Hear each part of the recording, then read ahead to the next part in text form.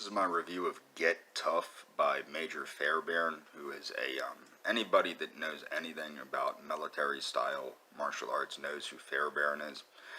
He was the guy that created the modern method of combat that we use in the military, essentially the British and American forces. Also, he's the one that trained the Central Intelligence Agency and MI5 in Great Britain in how to perform combat. Now, the book Get Tough, what people don't understand, and I've said this before, essentially if you take Okinawan karate, Tang Soo Do, Taekwondo, or many of the other karate-like martial arts, with the exception of Hapkido, because Hapkido has their own thing with wrist locks and stuff like this, you will learn all of this stuff. Now, some of the more interesting things are the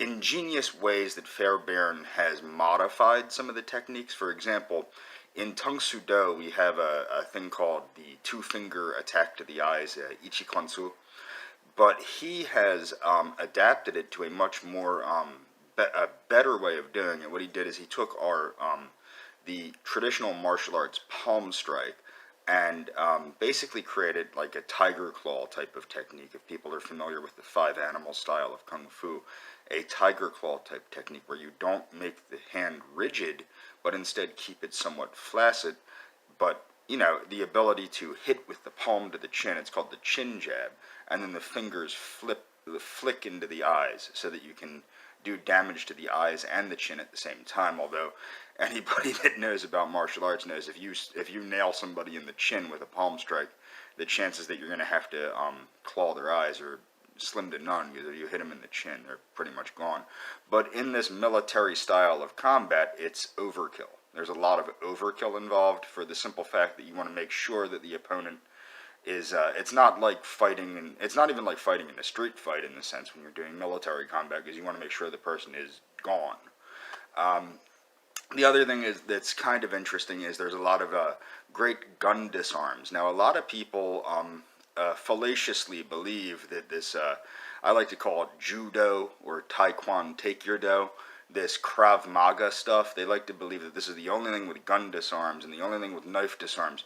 Now, of course, traditional karate and those things, they do have knife disarms. But the gun disarms are somewhat newer, but they do go back to World War II. I would say this, Bruce Lee, who's the biggest badass in the Hollywood movies, in his books, he's famous to say, somebody take out gun, bang, you dead, okay? Now, the thing is, I used to agree with the concept of just do what you're told, okay? But the thing is, you never know. Like, if you watch Colin Flaherty's videos, Colin Flaherty's the guy that speaks the truth about black on everyone violence. But if you watch Colin Flaherty's videos, essentially what the problem is now, the criminal element has gotten so low IQ'd and so aggressive that even if you do what they say, they're still going to kill you in the United States and in Great Britain and in other parts of the Western world where we have invited these people from Africa, Haiti, Jamaica, all these places, okay? So we have a more aggressive element in the United States. You have to understand, in Liberia, for example, I have a lot of neighbors from Liberia. In Liberia, that place has been an active war zone for centuries. So you're dealing with a criminal element these days that is far more aggressive. So something like Fairbairn's work is great as a touch-up, but you do need to, in my opinion, you do need to take martial arts from a martial arts instructor.